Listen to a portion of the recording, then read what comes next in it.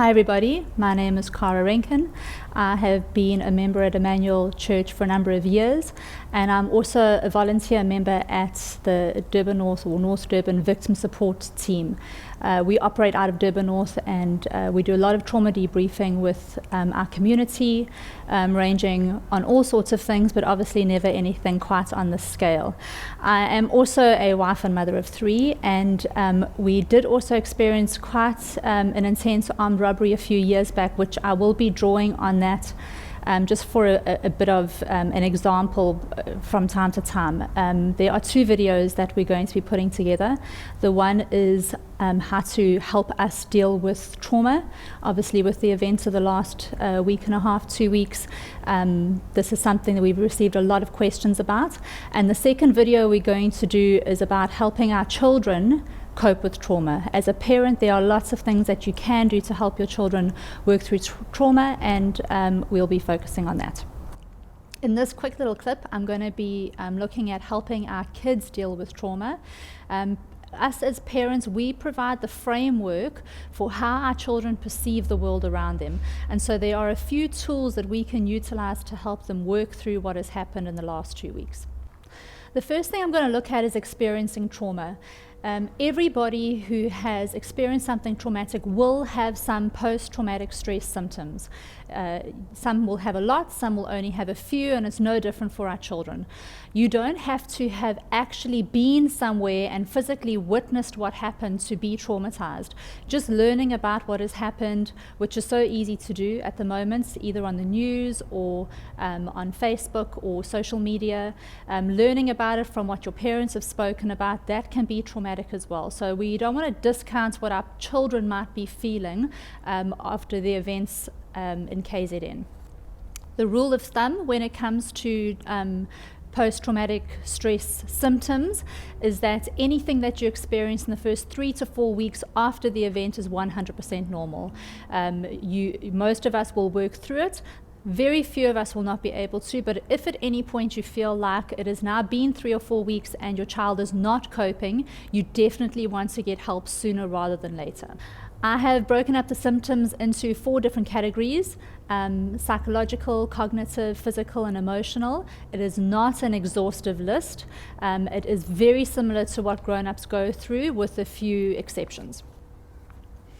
Psychological symptoms really fall into 3 different groups. The first is flashbacks or dreams. Now, for kids, that can look different. They might not necessarily have flashbacks, but often it'll come out in their play. It won't necessarily be about what has happened, but just a trauma-style play. When it comes to their dreams, as a grown-up, you might dream about the actual event that happened, but for children, they often have non-specific bad dreams.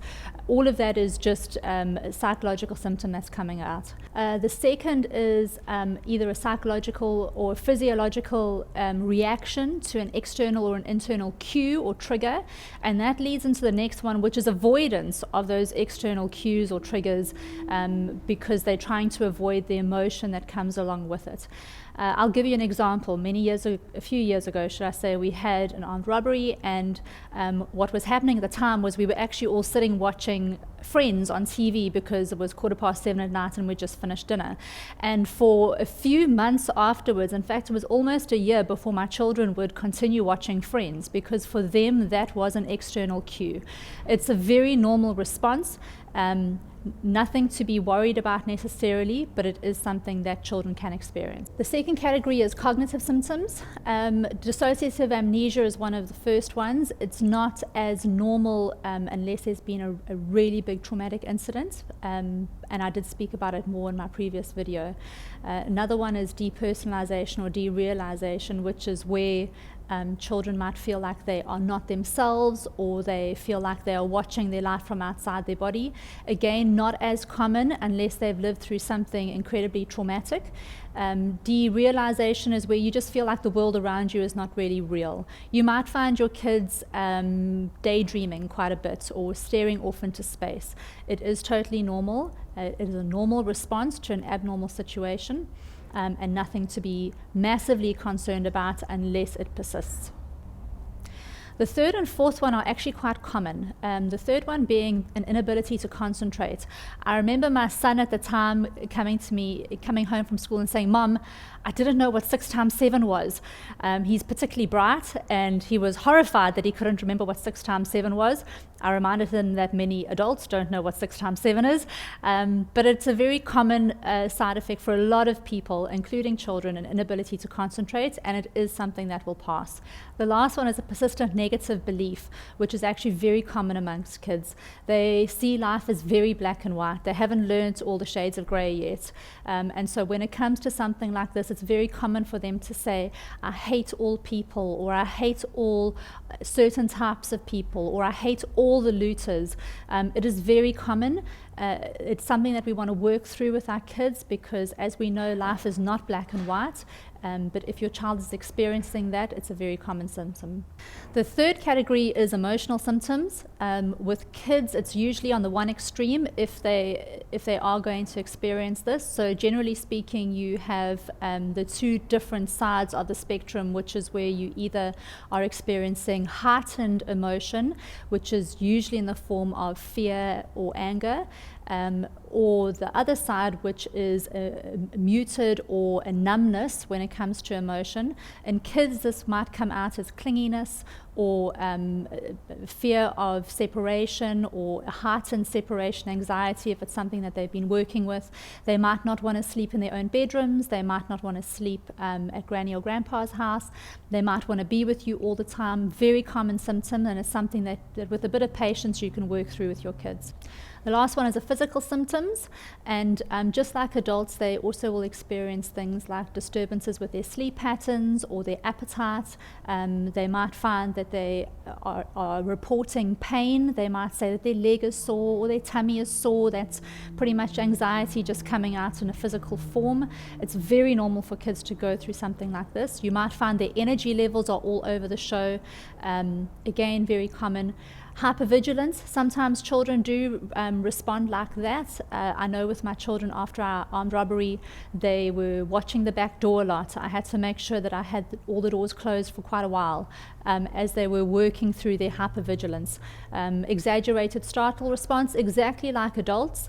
It is something that they will deal with and is normal, and they will be able to work through it in most cases. I'm going to move on to my next topic, which is helping our kids deal with the trauma, or helping them move through the trauma. There's 5 things that I find are key when it comes to helping our children. The first is normalize what they are going through. You need to let them know, just like adults, that they are not crazy. There is nothing wrong with them. They are having a very normal response to a very abnormal circumstance. For you to be able to normalize what they're going through just helps take the edge off and enables them to process what it is and feel the emotions without feeling that they have to pretend that they're not. The second thing, like adults, sleep is crucial. You need to make sure that your children are sleeping. Again, you can use some Allergex. Like I said earlier, it's not addictive. There are no major side effects. And for a night or two, if they're struggling to sleep, it will help them nod off to sleep. You also want to make sure their routine is good. You want to keep their routine in place. Don't let them stay up too late at night. They just hit their second wind and become unreasonable. Make sure that you are keeping their routine in place and their sleeping times in place. The third thing that I find is very important for children is helping to regulate their sugar levels. Just maintain their sugar levels. On a normal day, on any given normal Wednesday, if you get to 3 o'clock and they've not eaten, their sugar levels will drop and they'll get grouchy and tearful and moody, and all of a sudden it's happy hour at your house. In this situation, it's exactly the same. Make sure that you are maintaining their sugar levels. It helps avoid things like becoming overwhelmed or feeling incredibly tearful when in fact it is their sugar levels that just need to be balanced out. The fourth thing that you can do to help your kids cope with trauma is give them time and space to speak about what has happened. That looks different for different people. Maybe you want to sit around the dinner table at night and the whole family discusses. More often than not, I find it's helpful that when my kids start talking about an issue, especially after a situation like this, you want to just set it in your mind that you are going to drop everything that you are doing, take 5 minutes out your day, crouch down to their level and listen to them. Let them express their emotions. Let them speak about it as much as they want to speak about it, and just set it in your mind that if they start the conversation, that is them trying to tell you that they really need to get it off their chest right that very moment. Some kids will bounce back quite quickly from something like this, and others will take a bit more time. If at any point you feel like your child is not coping, or you feel that you are not coping with your tools on how to get them through this, then rather get help sooner than later. There is nothing wrong with putting your hand up and asking for some assistance. We are all doing it in some way, shape or form. Rather be getting help sooner than later. My last tip for helping your kids cope with trauma is to find activities that help just reduce their stress levels, find a bit of peace and a bit of balance in their life. That might be walking the dogs, that might be going to the beach, it might be an art activity, do the things that they normally do. Jumping on the trampoline is a great one. If your pool is not completely freezing, they could be getting some time in the pool. Just help them find things that are going to help reduce their stress levels. We're now going to look at helping our kids recover from trauma. The first point is really just allowing them the time and the space that they need to talk about it as much as they need to talk about it. Whenever I go on a case, I explain working through trauma kind of like unpacking and repacking my handbag. If I had my handbag in front of me right now, you wouldn't know what's inside of it. And in the same way, we don't know what's going on inside somebody else's mind. But when you talk about what's going on, it's almost like you are unpacking everything out of your bag one by one. And when you do that, you put it out on the table and you can look at it and you can touch it and you can talk about it and you can recategorize it. You can say, oh, there's that pen that I didn't know was in there. I thought I put a pen, now I know there definitely is one. And that is exactly what speaking about the trauma will do. Every time you talk about it, you are unpacking and repacking what happened. Your brain reorders things in a slightly different way. There's actually a word for this, it's called narrative therapy, and it allows people to just find more balance in the circumstances that brought them to that point. The second point is so key for children, and that is reframing what has happened. As parents, we have the ability to reframe that entire situation. I'll give you a very silly example. When my children were quite a lot younger, my youngest daughter must have been about 3, and we went up to Mozambique.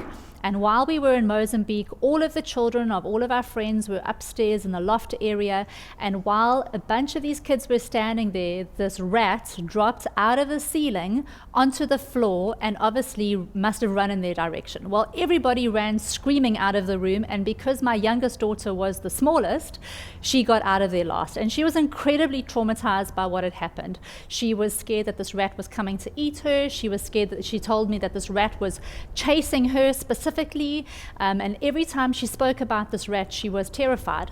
And I realized that I had to change the narrative on the story and reframe it, and so I used a little bit of poetic license and remade a story. And so I told my children the story about this poor little mouse. And this poor little baby mouse, what happened to him was that he wanted to go out that day, and his mom said, okay, you can go out, but you need to make sure that you're home by bedtime, because otherwise you're going to get lost. And he was having so much fun with his friends that he forgot the way home. And so what happened is he heard all of these children and decided that he was going to go and ask them how he could get home to his mom. But when he went to do that, when he saw all of these friendly children and dropped down to say, guys, please can you help me get home, none of them could speak mouse. And so they thought he was just squeaking. He couldn't tell them that he wasn't, and so they ran away from him screaming. And this poor little mouse, he cried so much that he ran out of the room and eventually found his mom. I told them this made-up story about this poor little mouse because I had to reframe that event for them. Now, that's an extreme example, and I'm not saying that you lie to your children, and dependent on their age, they might need more or less information. But we have got the ability to reframe what has happened. Focus on the strengths. Focus on the solutions, both within the community and within your own home. Focus on what your children did well. Focus on how they were strong and they were brave and everything that they did to help. All of those things will help you reframe the events of the last few weeks. Number 3 is pretty short and sweet. It's just to remind them of your role as protectors in your family, that you and your husband or you and your wife take your role very seriously, and that there is nothing that you would ever let happen to your children. The 4th point in helping your kids recover from trauma is a hard one, and it's not one that everybody might be comfortable doing, but I feel that it's very important when it comes to helping your kids process the trauma and move away from it. Like I said, it is a hard one, and everyone needs to do what they've got faith for, but I'm going to use an example of what we did with our kids after our armed robbery. My kids were eventually in their own bedroom that night, and we were speaking about the robbery before we went to bed, and my one daughter piped up that she hated the men that came in and that she wished that they would die.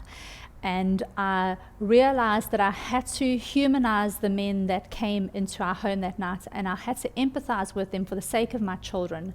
And so what I did is I spoke kindly about our armed robbers, and I explained it from the point of view of once upon a time they were children that were my son's age. They were 11-year-old boys that we don't know if they were scared, if they were loved, if they had a mom and a dad, or if they had a home to stay in, if they had food at night. We actually don't know anything about them. We don't know if they cried themselves to sleep as 11-year-old boys, believing that nobody loved them and nobody cared about them. We really just didn't know. And I did that on purpose because I needed my children to move away from hate and to move away from stereotypes, and instead to be able to see the humanity in the people that had wronged them.